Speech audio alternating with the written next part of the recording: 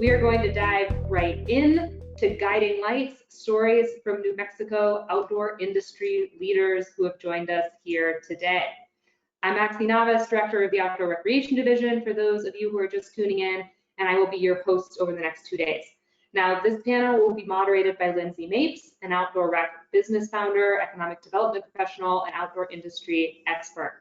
With that, I turn it over to you, Lindsay. Thank you so much for being here.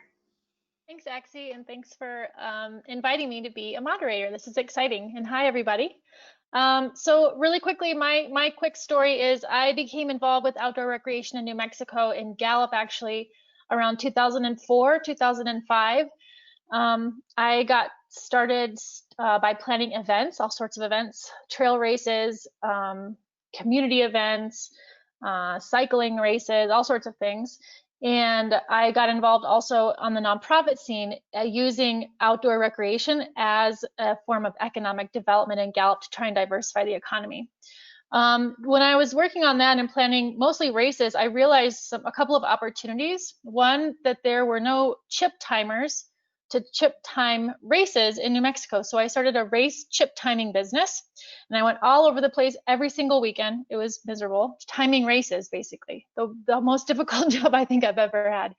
I also realized that as I was planning foot races and cycling races and triathlons and cross-country mountain bike races, that the most fun races to plan and the most lucrative were endurance mountain bike races. So I started a company called Zia Rides, and I did that for several years, and we ended up planning endurance races all over the state of New Mexico, and we started a series where you could accrue points, a statewide endurance mountain bike race series. We also hosted 2 national championship races, the 24-hour national championship races.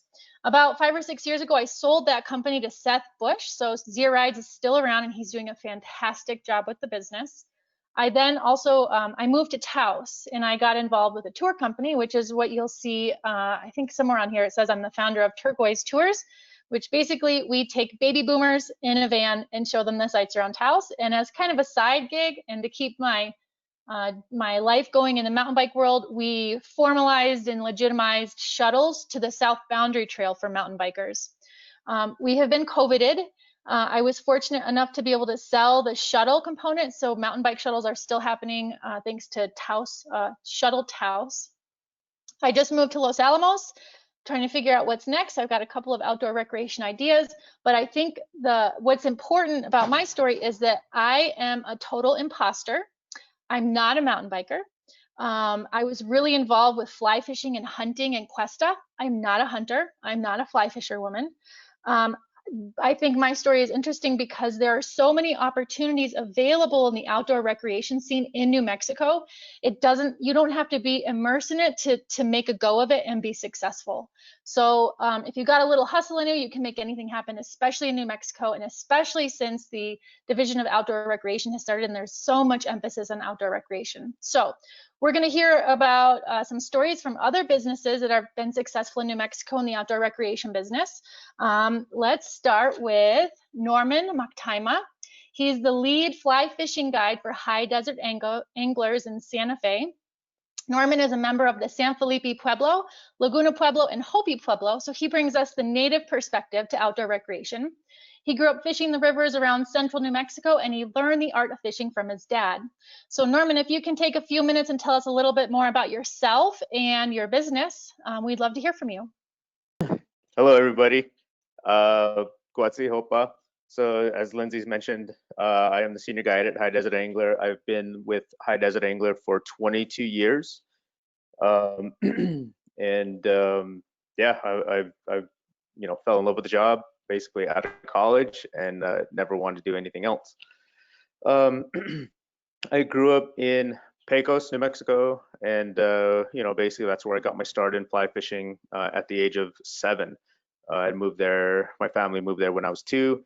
But as Lindsay mentioned, I am also from my heritage, my ancestry is from San Felipe Pueblo, Laguna Pueblo, and Hopi Pueblo. So got a long-standing evolutionary history to this area.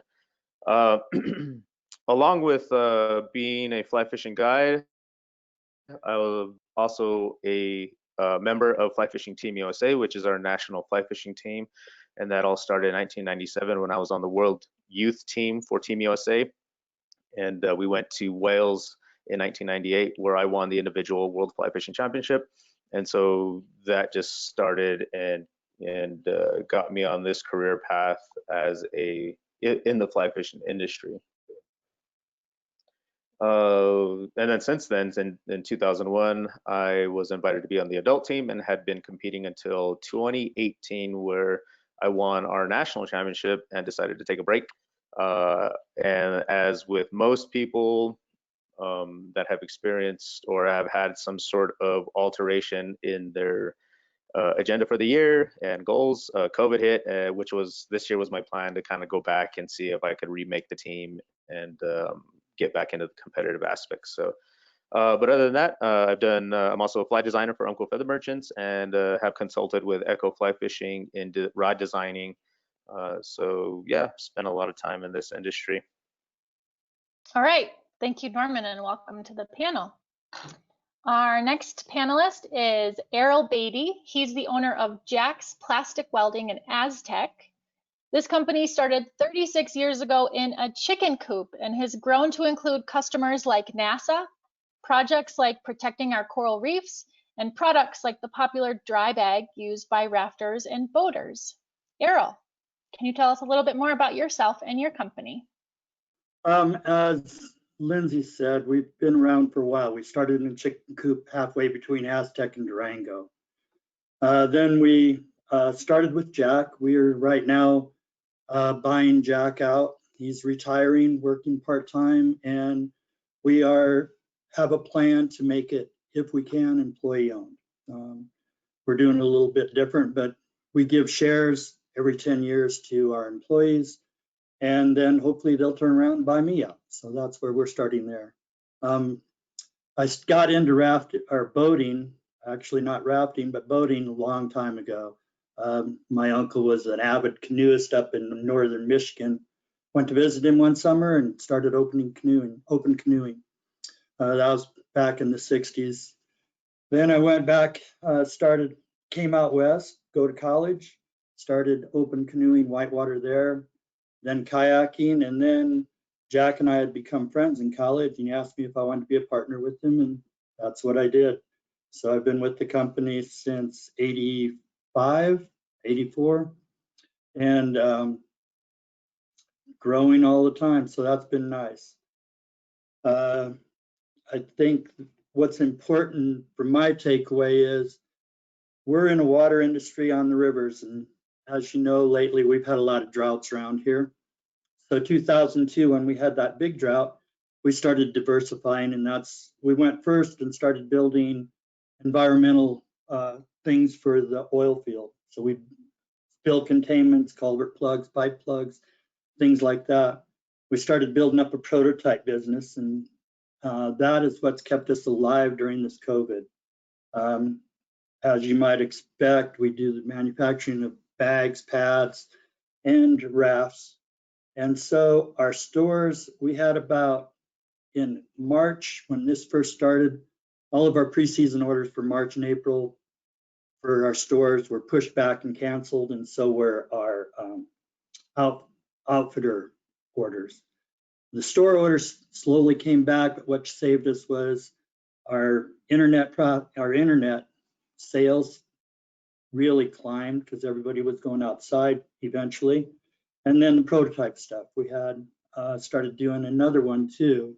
We developed a prototype this year for working with the company out of Jackson Hole in St. George, Utah, building a kind of like hyperbaric chamber for COVID patients, so they could fly people in an airplane with the public and protect the public from the patients.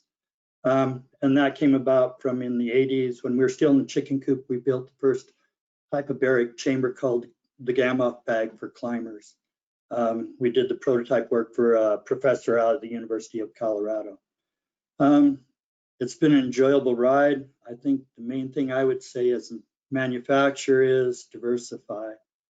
Do what you can to get in different segments of the economy so that when you have a drought, like when you could walk across the river in 2002, and again this fall up here in Aztec.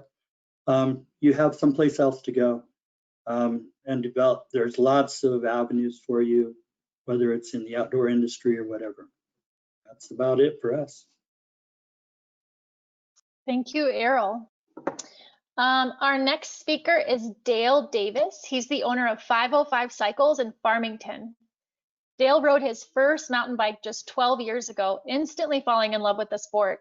Since then, he's gotten into all sorts of riding and was infamously airlifted out of Angel Fire Bike Park 4 years ago after a gnarly crash. But this did not deter his affection for the sport. 2.5 years ago, he and his wife Rhonda purchased 505 Cycles. Nowadays, Dale doesn't get to ride as often as he used to since he runs the shop on nights and weekends while he still works his 9-to-5 job in the sales world. Dale is also one of the founders and the chairman of Endeavor, which is New Mexico's outdoor recreation business alliance, just launched about a month ago. So Dale, if you could tell us a little bit more about yourself, your bike shop, and Endeavor. You bet. Thanks, Lindsay. You actually covered it pretty well there. So yeah, I'm a lifelong resident of Farmington. Have been in business here for a while, and we got the opportunity to purchase a bike shop, which is something I fell in love with later in life. I was about 40 when I bought my first bicycle. So yeah, we had the opportunity to purchase a bike shop. We now have 505 Cycles. We are a multi-branded bicycle shop. We have Kona, Specialized, Gorilla Gravity, along with a variety of other BMX bikes and e-bikes and all those things. You know, we delve into a few other things as well, but that's our main business. Yeah, in purchasing 505 Cycles, I shortly after became pretty heavily involved in the civic aspect of our outdoor recreation here in the city of Farmington, as well as the state of New Mexico. We have here in Farmington the Outdoor Recreation Industry Initiative, which came about because of the downturn in our economy. We were looking for other avenues to bring an economic platform to our community and diversify out. So we looked at that. So I became heavily involved in that. We started development of trying to bring in outdoor recreation businesses, bring in tourism, bring in everything that goes along with it. And really that's been the driver from what I've seen, the driver and the precursor to a lot of the development we've seen in the state, and it's brought a lot of attention to outdoor recreation. With that, became involved with Jim Glover, and Jim came to me, said, hey, I'd like to develop an outdoor recreation business alliance. He came to me about 2 years ago with that, and we've been doing that. We have kicked that off. It is Endeavor NM, and we are the state's first outdoor recreation business alliance. We're a 501c6, and our goal is to bring outdoor businesses, outdoor communities, cities, everyone who wants to get involved, and bring them into one voice. So currently we just kicked that off a little over 30 days ago. We've got 60 members, 60 plus members, and we are encouraging everyone that's on here today to go to endeavornm.org and become part of the organization in one form or another, because this really could be the driving force to bring the economic growth we need here in this state through outdoor recreation. Great. Well, thank you, Dale. Our next panelist is Pablo Lopez. Pablo's been riding bikes for about a quarter of a century, and he's part owner and manager of Outdoor Adventures Bike Shop in Las Cruces, representing the southern part of the state there. As an avid road cyclist, Pablo's been very involved with supporting and organizing events around the Las Cruces area, but lately he's turned his attention to bikepacking and has been recently working on legislation to enact a bikepacking route through New Mexico. So Pablo, can you tell us a little bit more about yourself, about your company, and about this legislation for the bikepacking? Sure. Can everybody hear me all right? Okay. First off, nice to meet everybody. I can't wait to hear more about what's going on in your neck of the woods. I'm a lifelong Las Cruces. Got into bikes kind of by accident, I guess you could say. I was literally hit by a car commuting to work one day. Was off the bike and doing anything for about 3 months, and all I really thought about while I was healing was getting back on a bike, and I did, and I never got off and decided to make it my livelihood. With a little bit of luck, winding up in a great shop like Outdoor Adventures down here in Las Cruces. Then somehow getting involved with some people at the level of organizing and seeing the future, getting into bikepacking, working on things called the Monumental Loop, which is a bikepacking route that connects the Organ Mountain Desert Peaks National Monument here. And so it's not only connecting all 4 parts of it because it's kind of scattered, but it's also connecting parts of the community to that the national monument. Also, mentioned the Memorial 10 bill last year, which they recognized the New Mexico Bikepacking Network. It's basically a series of bikepacking routes that already exist, but they actually do connect already from north to south and even into Texas. And I think that's exciting because it touches a lot of different communities. If you look at these routes on bikepacking.com, maybe there's some opportunities there for some communities to see some of the gear that people are coming through their towns, and maybe even manufacture some of that gear with our own local flair, which I think would just be amazing. I think we could do way cooler jobs in any other state. We just are so diverse as a people, and it could reflect in our products. Anyway, my story basically is still being written, I feel, and being part of this panel and getting to meet new people, I feel better connected to this state already, and I'm really excited to keep moving forward in the outdoor rec business. All right, thank you, Pablo. And last but not least are Lance and Jasmine Rowe. They are based in Ruidoso. Their company is called Backcountry Attitudes. Unfortunately, I don't have a snappy intro for you guys, so you're gonna have to help me out here. If you could tell us a little bit about yourselves and a little bit about your business, we'd love to learn more about you. Guys, thanks for having us. Pleasure to meet all of y'all. Of course, I am Lance. That's Jasmine. We are both hometown here, Ruidoso, New Mexico. Pretty much lifelongers here. We created a little business that we're running as a mom and pop shop. I guess this will be our finishing up our 3rd summer. What we do up here is we have an OHV touring business. So we basically take people on outdoor adventure tours back in the backcountry on our OHVs. They're side-by-side 4-seaters. Other than that, we have a bike shop here in our store as well, Pinnacle Bike Systems. This is sublease. It's an umbrella over us. Wallace Downs is our bike guy here. We also do an outdoor frisbee disc golf, as well as archery and hunting supplies. So that's kind of the realm about our store here. You got anything to add to that? The reason why we started this business was to get people more into the outdoors. We have a lot of city people that come from large cities. They're business people. They work indoors most of the time. So when they come out into Ruidoso, they want to see the wilderness with a little bit fear in mind of where to go and how to get there safely.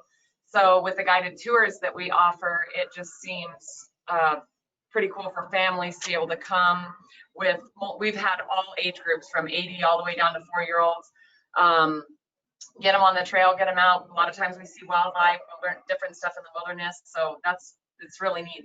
families can do that. Where we go most of the time too doesn't have cell phone service on the whole trail. So we try to get those teenagers to put their cell phones in the glove boxes, and that's pretty neat too. Just outdoor stuff, lots of outdoor stuff. So it's been a journey for sure, especially with the last year, but we're all moving forward and seems to be working pretty well. Great. Well, thanks for being here. So we're going to jump into some questions. We'll start off with the questions that you all have read about. So I'm going to just open this up. Whoever feels like they have a good answer, jump in and we can go from there. So the first question is, can you describe the last few months, what they've looked like for your business? Are there any particularly salient memories that you can share with us? I'll jump into that one.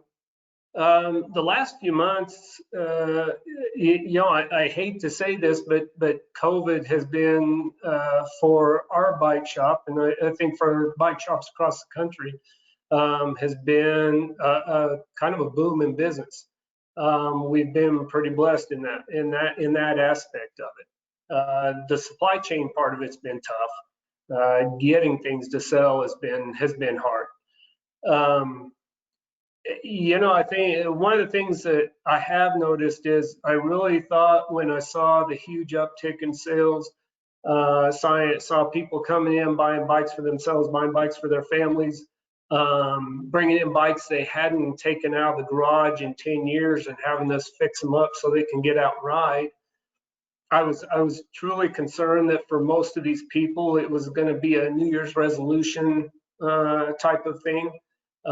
They'd be with it for 30, maybe 90 days, and then it would just fall to the wayside. But that has not been it. I am seeing more people out on the trail, out on the roads than I've ever seen in my life, and it's been pretty neat to see. I've got people coming in the shop who came in March or April and bought bikes, and they're still coming in the back in the shop, and they're telling me, hey, I've lost 30 pounds, I've lost 50 pounds. So the changes I'm seeing in people and the changes I'm seeing in people's lifestyles has been amazing. I think for me, for us anyway, as Jack's Plastic Welding, the biggest thing we've seen is a big sale on our pads and things like that, and people just going out camping. And it's been, as a lot of you probably already know, the campgrounds are totally closed. Like, it's hard to get a camping site. People are going up there all the time. So we were just starting to get into the overland market with our dry bags and our pads. And what we've seen during this time is our pad sales have gone out the roof. We make a self-inflating sleeping pad called the Paco pad. We're pretty well known in the river industry. We sell our pads and bags. We have most of the outfitter business for rivers all the way from down to Mexico all the way to Alaska. However, during this COVID, all the outfitters have closed down. So we're seeing those sales transfer to retail crowds. And then once the stores were able to open again partially, they started ordering stuff. And the pads and the bags and just camping equipment in itself, when I talk to people across the nation that sell our products, it's that way all over. Everybody's going out camping, doing that stuff outdoors. And like Dale said, I don't think it's going to end. We've been seeing an increase in our business on the whitewater side and the rafting side over the last 15 years.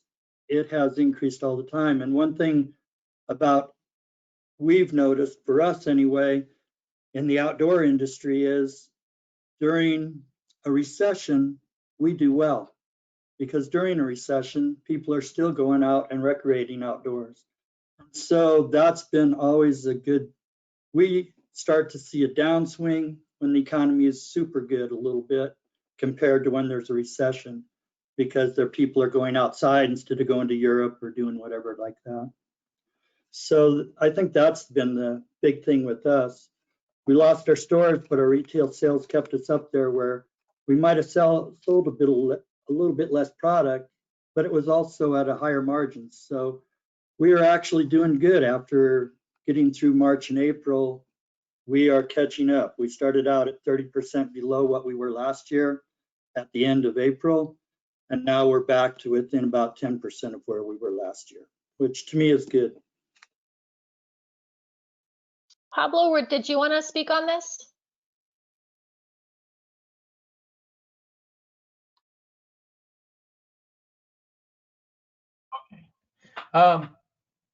As Dale was saying, and I'm sure Lance and Jasmine are seeing, it is harder to get product.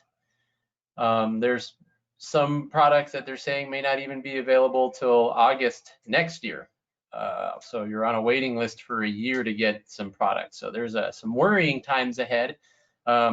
We do have to think about different ways to reach different audiences. Our store, we've started doing things that we haven't done traditionally before, trying to get more camping gear and stuff in. So I'm very interested in Aral products. I think they sound right up our alley.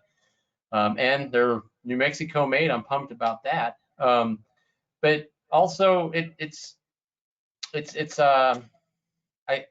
guess what's the best way to say it? It's nerve-wracking. It's basically turning into a competition to try to order goods first. Some of the industry I don't think is doing the job they need to do by limiting maybe some supplies. If you can float the whole industry, by floating these little shops rather than just letting big shops buy everything up, I think it would be better for the entire industry. But I'm just curious, like Norman, what kind of struggles are you having with, or any in your business?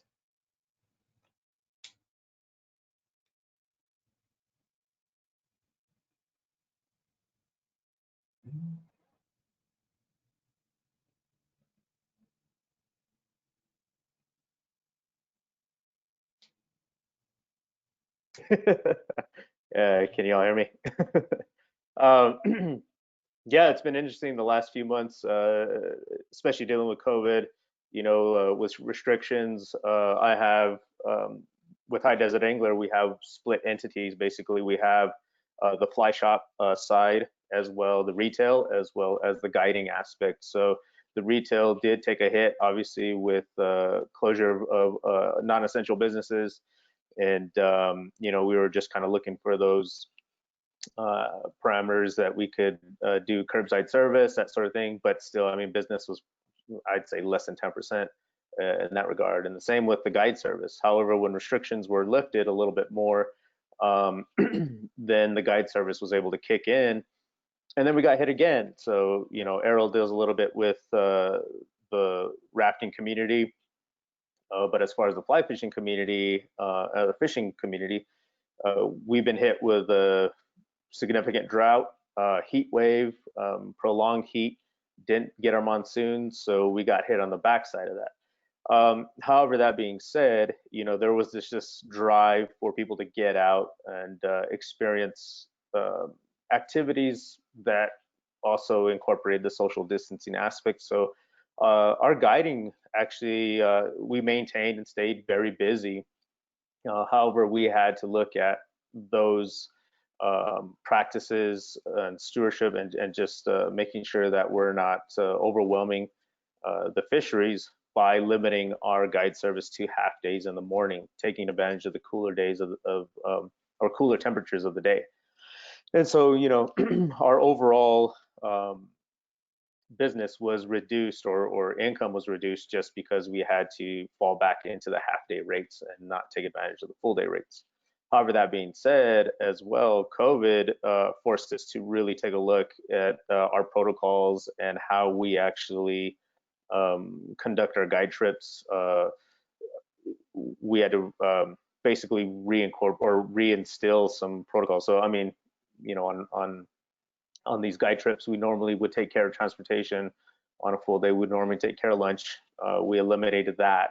So we don't do transportation. We meet clients out at a meeting place close to the fishery where we're going, and then they follow us out there. And as well, they take care of their own lunch for the day. We do still have like reserve backups of water and drinks. You know, that's always a necessity, especially if you're outside. You got to make sure people are hydrated. So it was interesting. We had this downturn, significant downturn, and then, you know, like the retail aspects, getting inventory into the store was difficult. However, what we did notice and did see was when people were able to come back into the store, like the bike industry, they were making those investments, buying fly rods. So the sales declined, number of sales declined, however, the quality of sales increased. And so that was actually very comforting, I guess. It was no way back to the numbers that we would normally see, especially in the months of June, July, and August. So, you know, it kept us alive and kept us floating, and definitely the owner of High Desert Angler took advantage of the funds that were available to small businesses. And, you know, I think that allowed a lot of people local people more than anything, to come out and support their local businesses like High Desert Angler. And a lot of the local people actually ended up supporting, you know, myself and our guides that are on full time to stay out and stay busy. So it's very interesting. We got hit with two things, or multiple things: COVID, drought, heat, and even at the same time, you're dealing with limited access, state parks, that sort of thing, that were closed. However, I will say that, you know, we have worked with local members and ranch owners to get access, which also actually gave us that opportunity to practice that social distancing without having any, you know, numbers of people around us. We were able to keep that going. So, you know, very interesting year, obviously, and yeah, it'll be interesting to see how Lance and Jasmine fared with this too.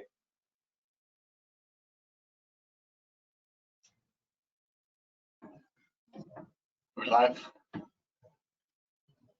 Got us? Yeah. You know, those first couple of months we took a pretty hard hit. We have a retail store as well, and of course retail went totally down. But you know, the more they unleashed and let people get out on their own and come in, we have a lot of folks coming from West Texas. Of course, we're a little bit more lenient than what we are over here. And our buggy sales went wild, it went crazy, but we had a pretty kind of like the fly fishing, Norman, we had a pretty hard restriction on how we could run our units. We'd get everybody to band up outside. That's where we'd perform our helmets, testing, and all of that stuff. And then let the drivers only come in on a separate little space so we could educate them on how the ride's going to go.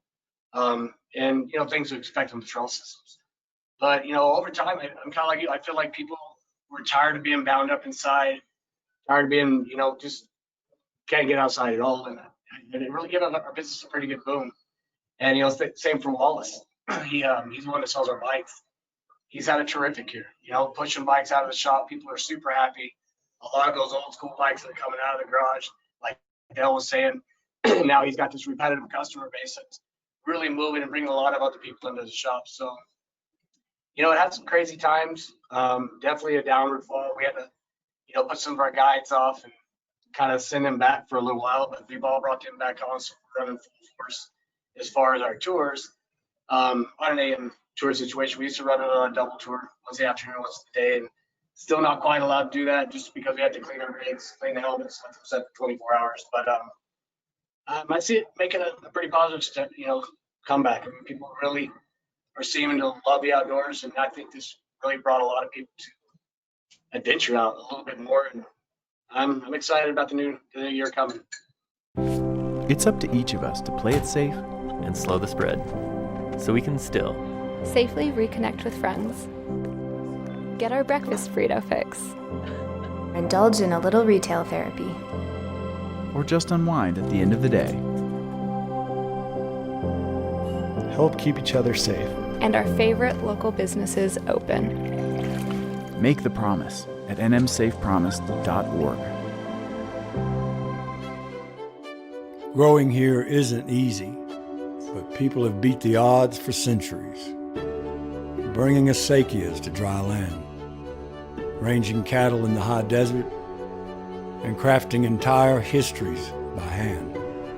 What comes from New Mexico is durable, resilient, tested by the elements, and better for it. Support your neighbors. Buy local.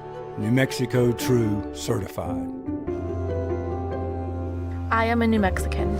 These are my rivers, my mesas, my trails. I want to take care of this place I call home, so there are always fish in the streams and animals in the forest.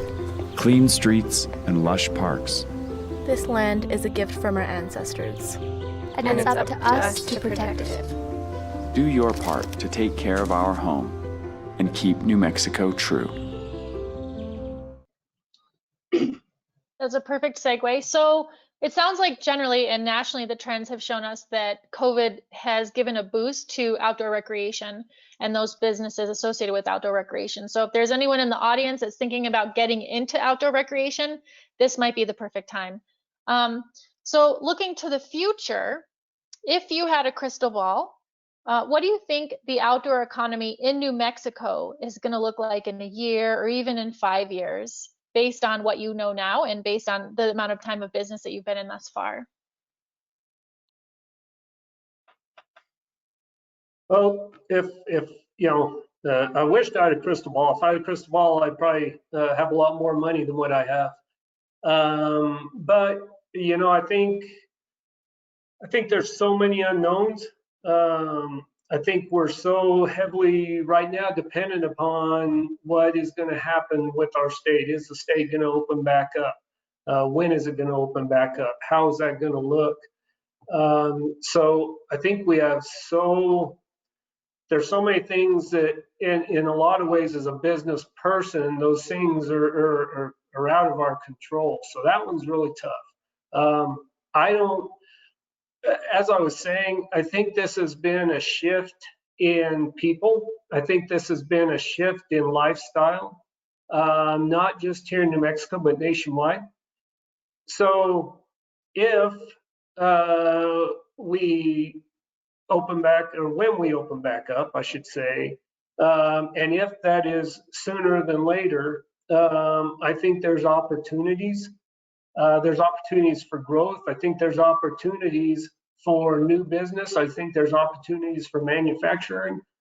I don't see a decline in outdoor recreation over the next 5 years. I think we see continued growth. I don't think we'll see the growth that we saw in some aspects of it. But I think if the state opens back up, if we can get it open back up, if we can get that tourism back in here, if we can get all those things done, I kind of think the sky's the limit for our state right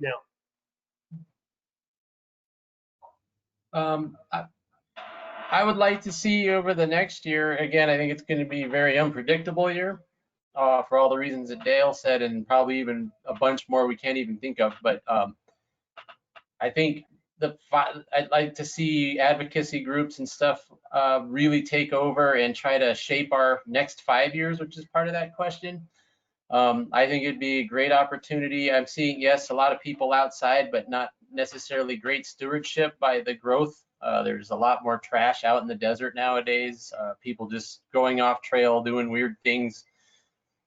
It might be a good time for this next year to really push getting stewardship into schools that would protect outdoor recreation in the future, as far as being a viable means for economic growth. Also, I think it would be nice to see infrastructure spending to get people into the outdoors. Again, it's hard for some communities to even get people to their outdoors. Because maybe they don't have a vehicle, they can't afford gas. There should be other avenues opened up to get people out to some of these areas that aren't necessarily dependent on like fossil fuels or something. I think that would also help secure outdoor economic growth. I think the time is right to really consider how we want outdoor economic future to look for New Mexico. Of course, we would love to see more manufactured goods and everything like that, but I think changing the attitude creating better users of the outdoors would make it longer outdoors for us to have to use for all of us in all of our businesses. So I'd really like to see some of those things get pushed to the forefront. Pablo, all the things you just brought up are really the things that we're focusing on with Endeavor. So that's, I'm really pushing people become part of Endeavor, because all the things that Pablo is talking about is what we are focusing on. So if we can get that one voice going, I think it does us all a lot of good. I think there's opportunities that aren't being taken advantage of. Our bike shop is New Mexico True Certified. We're the only bike shop in New Mexico that's New Mexico True Certified. So there's opportunities for things that can bring focus to your business that I think a lot of organizations aren't taking advantage of. Dale, can you give us the website address for Endeavor again? Yes, it's endeavornm.org. So the NM's for New Mexico. So endeavornm.org. Thank you. Does anyone else want to comment on this question? As far as New Mexico and it's, what I see in 1 to 5 years, the nice thing about New Mexico is it does have that legacy of outdoor recreation, outdoor use. Growing up Native American and Pueblo descent, as well as in a small Hispanic community in Pecos, we grew up living the outdoors. It may not be so much now, but even still, I see a lot of the youth and the younger community, either if they're out away when they come back home and visit or whatnot, the outdoors is definitely instilled in them as something to live by or to go out and recreate in as well. So you have hunting, fishing, camping, hiking, and one thing that we had mentioned before, as far as our sales too, people are making those investments, and like Dale was saying, it's not the New Year's resolution scenario. It's people that are investing in their future more than anything. So, I definitely see the outdoor economy not just growing, but also stabilizing, and then people really making that effort to maintain those lifestyles. So it's not necessarily a recreation aspect anymore, it's a lifestyle change and shift. So I think within 5 years, the outdoor economy is just going to be something that, like you mentioned, Lindsay, if you want to get in it, now's the time to get in it in a sense and take opportunity there. But even at the same time, you do have access to, again, in the what's her name, Amy's presentation, there was a question about from a social media influencer. You have those accesses as well, people promoting and just highlighting what is available that we have here in New Mexico. And so people are seeing that and taking advantage of it. They want to have those opportunities to explore what's out there. So, that access isn't only physically, but you're seeing it through social media as well as through technology. So, and Pablo's concerned about getting that access out there. I think a lot of that, that is an issue financially and socioeconomically, but even at the same time, you see that trend growing and getting more minority people involved. And I think I'm going to say what I'm going to say for the last question, but there's a lot of that investment going into the younger people as well, and especially the minority people. So me as a Native American, I'm making there's a lot of that indigenous sovereignty, food sovereignty, traditional knowledge, that's all coming back into play too. So it's not just bikes, fishing, there's a whole nother spectrum of using those public spaces that we're seeing really take root. And again, it's back to our traditional base, our cultural base, our legacy base. So, you know, I that's what I see as far as, I mean, even further past 5 years, you know, so. Anyone else have anything? Go for it, Carol. Sorry about that. I agree with all of them. There's one other aspect I think sometimes we forget about too, is when we have, with our climate that we have in New Mexico, we have a great advantage in a couple areas as far as shoulder seasons. Up in our area in Farmington and Aztec, where Dale is also, and I think Dale would agree, when you start getting the fall and then the spring and even in the winter, you'll see the Durangoans coming down or the Coloradoans coming down to do their mountain biking, to go hiking, to go get on their four-wheelers, all of that kind of stuff. And in those southern climates, we can take advantage of the BLM lands on the desert and stuff like that. I mean, lately we've been going out, just following the oil and gas roads and going out in the middle of nowhere and camping because you can't get into a campground. So, which brings up another aspect. I think the growth is unlimited for the next year and for the next 5 years. But to do it at a state level, I think we need to change some mindsets also. It's not, a couple of years ago, we won an award, and I was talking to one of our local representatives at the state level.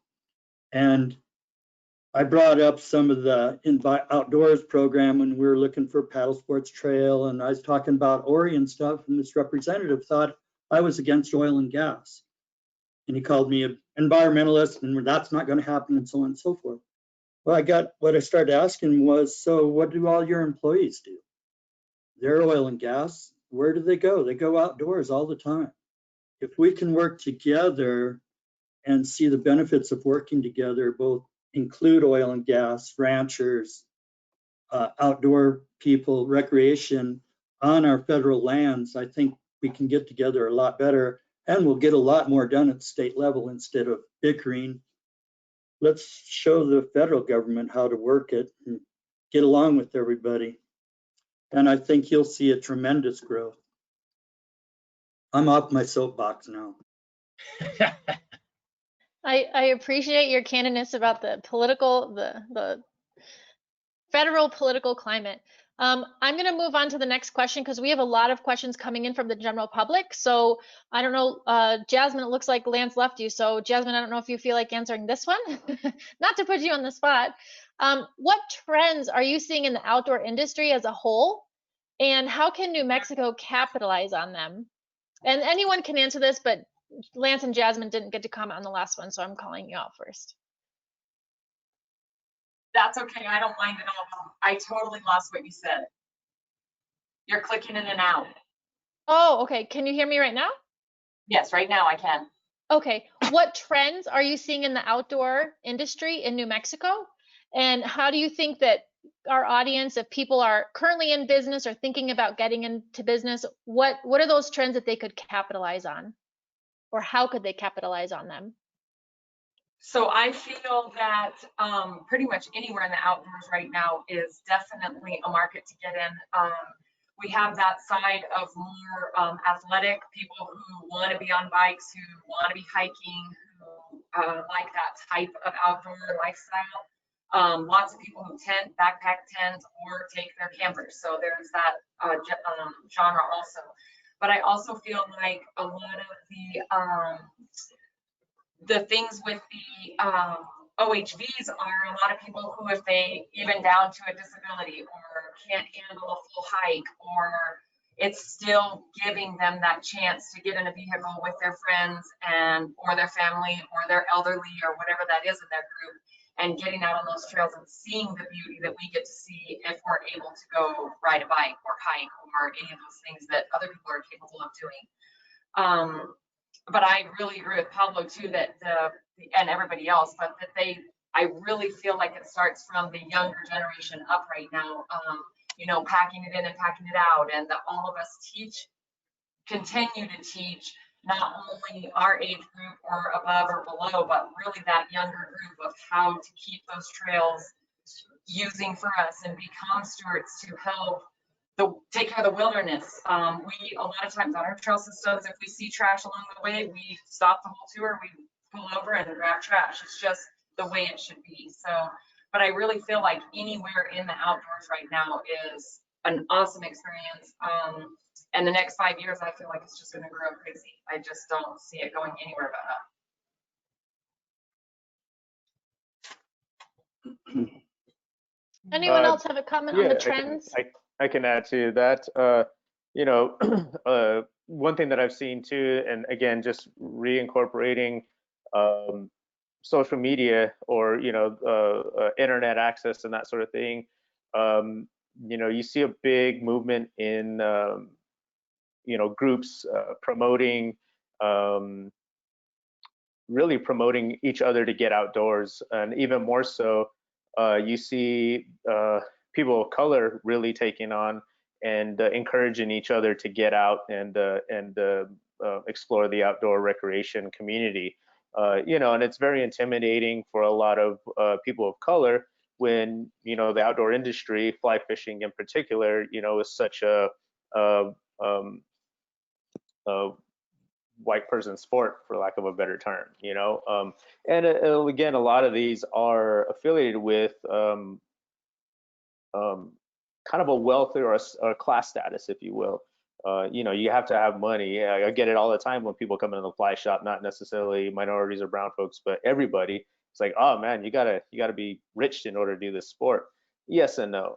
There's definitely opportunities to get out there. There are definitely opportunities that you know, you can purchase equipment that's not that expensive, consignment items, that sort of thing.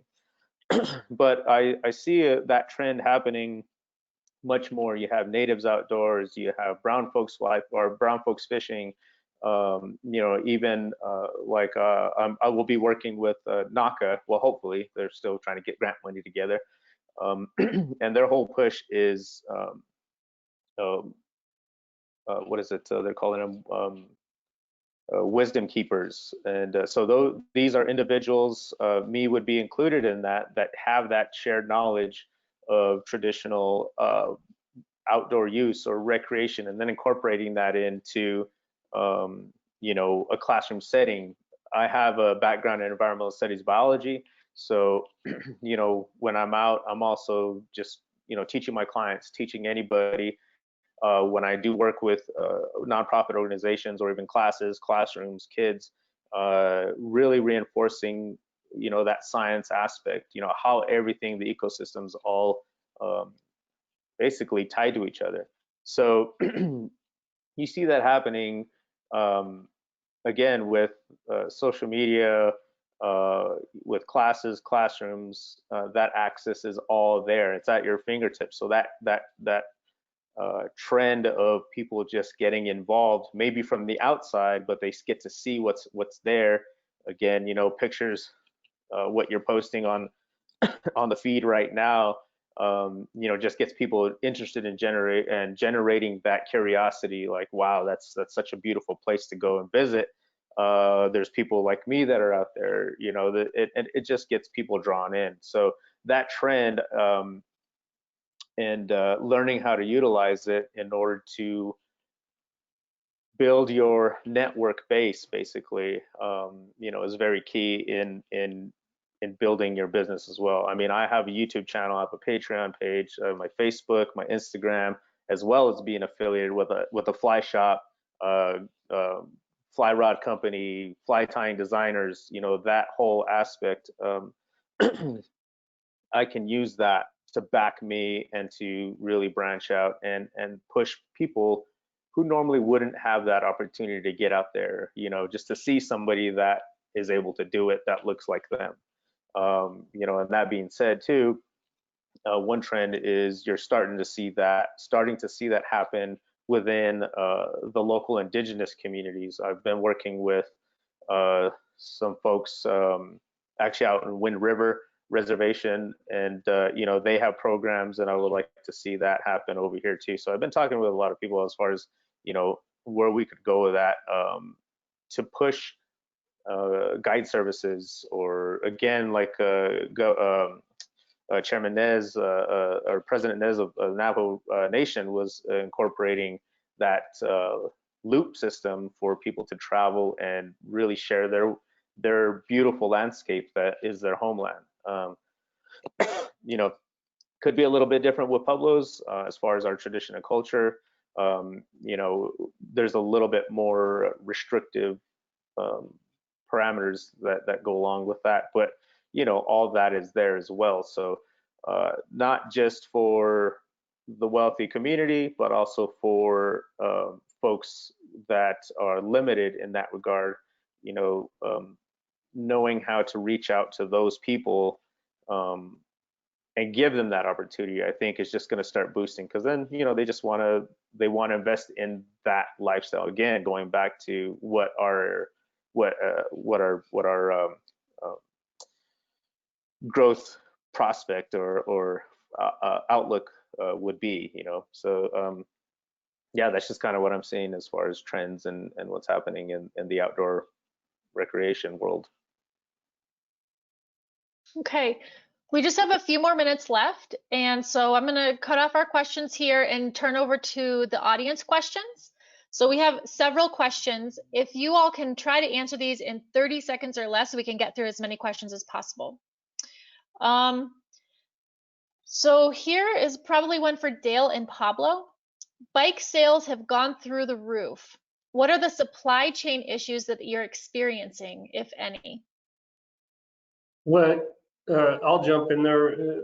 So you had a two-tier thing happen. First, the virus shut down all the factories. Then the demand went completely through the roof for everything bicycle related. So it completely wiped out the supply chain. So not only is there not bicycles really available, but also all the componentry that people need to fix their bikes. All that componentry is going to factories to try to catch up with bicycle production. So across the board, it is really, it's been a tough one. I'd say probably the hardest hit people were honestly that we saw people that rely on their bikes for transportation. They're not using the higher end components that Dale was just referring to. They're using very lower end stuff, and that stuff just got decimated, and it's left a lot of people no longer with their main means of transportation. That's probably the most concerning part of the supply chain for me, because man, it's not cool when that's all they got and they don't got it anymore, and there's nothing we can do about it. We're trying to send people to secondhand kind of stores, maybe encourage them to buy some used bikes so we can use parts off of that kind of thing. There's a local community bike shop here that does that kind of work too, so hopefully we can get through it. Okay, thank you. This is another interesting one, and again, this would require many more minutes of response, but if someone can succinctly answer this, how do you all think we should work together to keep people outdoors while still educating them to treat our public spaces responsibly? Can anyone respond I think to that would, yeah, I could. I think that would really start with outreach programs, or working again, like Lance and Jasmine had mentioned about the youth and the younger generation, just instilling that ideal of stewardship, responsibility, taking care of what is here, because you are going to have that influx of more people. I mean, we already seen it as like out on the Pecos. I mean, just annihilated. And honestly, that's kind of the fault of the parents. True, the infrastructure might not have been there for them to discard their trash and refuse properly, but at the same time, pack it in, pack it out. Very easy to understand, but you know, I think that's where it's going to start, is again for us in the industry to go out and to you know, share our knowledge and information with the younger generation. I think the Outdoor Equity Fund is an amazing start for some programs like what we're all talking about for stewardship and whatnot. And as far as trends, Guess what? That was a New Mexico-born idea, and it's trending around the nation, where other states are trying to start outdoor equity funds as well for getting the right people that never had a chance to get outdoors. That's all. And one more question, we're going to wrap up. Should be a quick yes or no for each of you. With at least 7 months of COVID issues now, do any of you feel that you will actually increase your number of employees because of required changes that you expect in the future with COVID? Do you expect that you'll be increasing your employees due to COVID? So if we can just do a quick yes or no, we'll start with Pablo. I'm probably going to say no. Okay, Errol? Yes, right now. I'm in the process of hiring 2 more people right now. Great. Dale, what about you? No, I don't see it. Okay, Norman? No, and it wouldn't be from COVID or anything like that. It's just, responsible usage, and we just got to limit our employee base. And last but not least, Lance and Jasmine.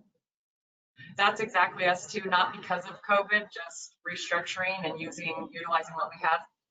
So probably no. Okay. So that was our last question. Do you all have any other last thoughts before we wrap things up? Real quick last thoughts. I'd just like to say there was mentioned earlier, New Mexico True. It is a good thing to get with. I was at a show back in New Orleans a few years back, of all places, and right on the screen in the airport as I was flying home was an advertisement for a bunch of outdoor businesses, ski resorts and fishing for New Mexico on New Mexico True. And then the endeavor that Dale's involved with, I think, is an awesome thing to get involved with also. All right. Well, I want to thank all of you for your time and your expertise. We did not make it through all the questions, so those in the audience that have questions that they have that they want to ask of you, I think they can all find you online. I've looked up all of your websites. Otherwise, Axie, I think that the contact information for all the panelists will be made available. Yes, definitely. And we're going to be posting this online. It was such a great session with really thoughtful, pretty deep conversation about supply chain issues and what we're seeing in the outdoor recreation industry in New Mexico. So thank you all so much for engaging with us today. Thanks for having us. Thank you. Thanks, everybody. Thank you, everyone. So these are the business leaders who make up the backbone of the New Mexican outdoor economy. They are resilient, as you have seen. They are creative, and we need them. So thank you so much for joining us on this kickoff day 1 of the Outdoor Economics Fall Forum. We've had 200 people at least throughout this whole session, which I think is pretty good for approaching 440 on a Thursday. We will be back on this same link tomorrow at 9 sharp. And at that point, we're going to meet some young recipients of the Outdoor Equity Fund, which you've heard a little bit about today. You're also going to hear from the team behind the vision for that grant, Councilor Gabe Vasquez and State Representative Angelica Rubio. So that's a really great session that I would encourage everyone to come to if you can. 9 o'clock tomorrow, this link. So after that, 9:30, we'll learn about techniques on how to market an outdoor community safely in the time of COVID, including hearing from some folks who have been involved directly with that NM True campaign that Errol was just talking about. Next up, tomorrow, 10:30, Senator Steinborn will lead our panel, Exploring the Outdoors as a Public Health Necessity. That's going to feature New Mexico's own Dr. Strace, Dr. Kozel of Cuba, and chef and founder of Shed Project, Johnny Ortiz. So finally, tomorrow after quick intermission, we're going to close with a panel dedicated to defining and clarifying the types of funding out there to invest in outdoor recreation access in your community, something Pablo brought up not too long ago. So teaser, spoiler alert there, there's money out there to grow sustainable outdoor recreation, both for visitors and residents. So tune back in tomorrow at 9 using the same registration link for a second day packed with information about the power and potential of the New Mexican outdoor economy. Thank you all so much for joining us today. We'll see you tomorrow.